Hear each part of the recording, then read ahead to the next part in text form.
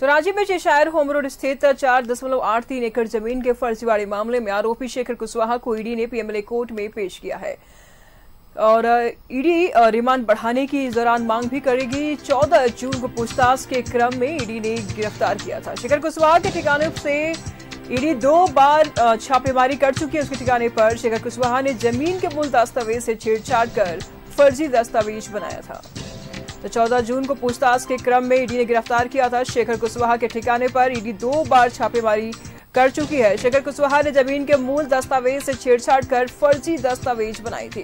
तो Cheshire home road स्थित 4.83 एकड़ जमीन के फर्जीवाड़े मामले में आरोपी शेखर कुशवाहा को ईडी ने पीएमएलए कोर्ट में पेश किया है। रिमांड अवधि बढ़ाने की मांग करेगी ईडी।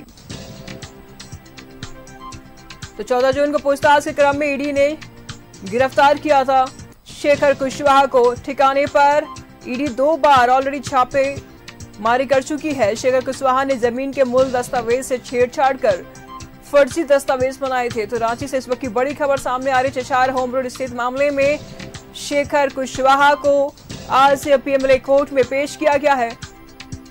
तमाम जानकारी के लिए दीपक इस वक्त हमारे साथ जुड़ चुके हैं। क्या लगता है दीपक, अब फिर से रिमांड की मांग कर सकती है ईडी?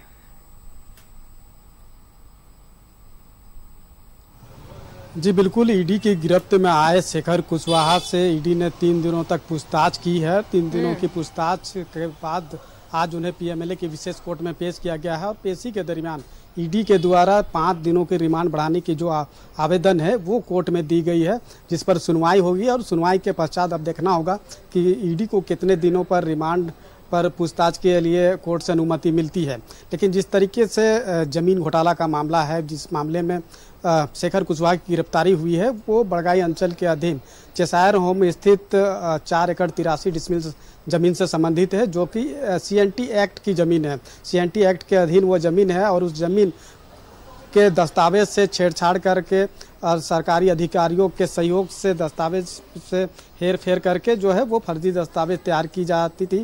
फर्जी दस्तावेज के आधार पर जो मूल रैयत है उसके नाम को हटा करके दूसरे व्यक्ति को मूल रैयत बनाया जाता था और उस मूल रैयत को नाम को हटा करके दूसरे के नाम पर उस जमीन को सामान्य कैटेगरी के तौर पे उस जमीन को दर्शाने की कोशिश जो है वो की गई थी। और इसी मामले में जब ईडी ने पूछताछ के लिए कई बार समन किया था और उस समन के आलोक में भी वो ईडी दफ्तर नहीं पहुंच रहे थे। हालांकि उससे पहले ईडी के द्वारा 2 बार इनके ठिकानों पे छापेमारी की थी। पहली छापेमारी जो है 2 साल 2023 में हुआ था, फिर बीते 16 अप्रैल 2024 को ईडी ने छापेमारी की थी और उसके बाद कई बार समन जारी करके ईडी दफ्तर बुलाया जा रहा था, लेकिन वो ईडी दफ्तर नहीं पहुंच रहे थे।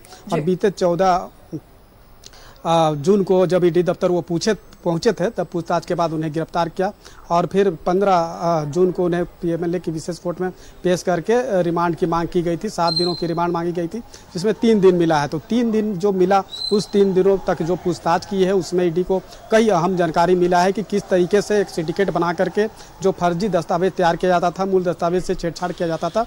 और जो 8 एकड़ 83 डिसमिल जमीन है, जिसकी अगर मार्केट वैल्यू की बात करें तो 100 करोड़ रुपया है, लेकिन महज 1 करोड़ रुपया में ही 100 करोड़ की जमीन को जो है हड़पने की साजिश जो है वो रची गई थी। और शेखर कुशवाहा को जो सहयोग मिलता था वो अधिकारियों का भी सहयोग मिला था जमीन के दस्तावेज के हेर फेर करने में। लगातार 3 दिन से शेखर कुशवाहा से पूछताछ की है, क्या कोई नया चेहरा सामने आया है? किसी का नाम भी सामने आया है इस पूछताछ में?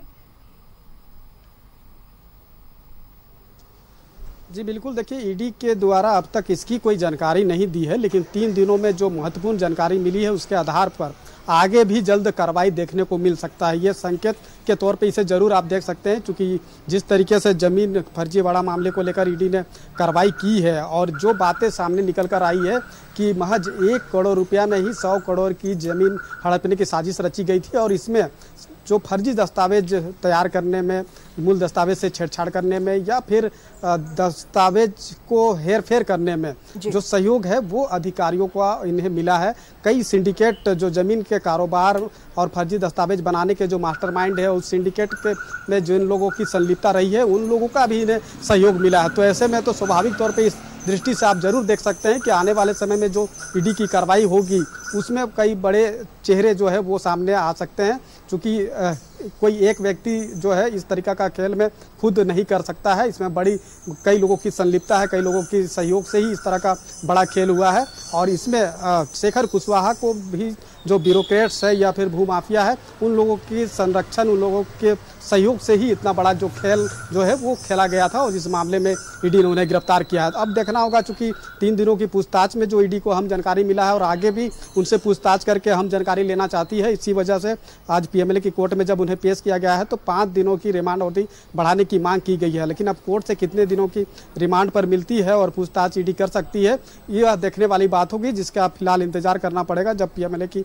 विशेष कोर्ट से कोई अनुमति मिलती है तभी ईडी उस मामले में उससे पूछताछ करेगी और कितने दिनों तक पूछताछ करेगी ये बल थोड़ी ही देर में पता चल भी जाएगा। जी ठीक है, नजर बनाए रखिएगा दीपक, लगातार हम आपसे अपडेट लेते रहेंगे इस पूरे मामले पर। फिलहाल शुक्रिया आपका इन तमाम जानकारियों के लिए।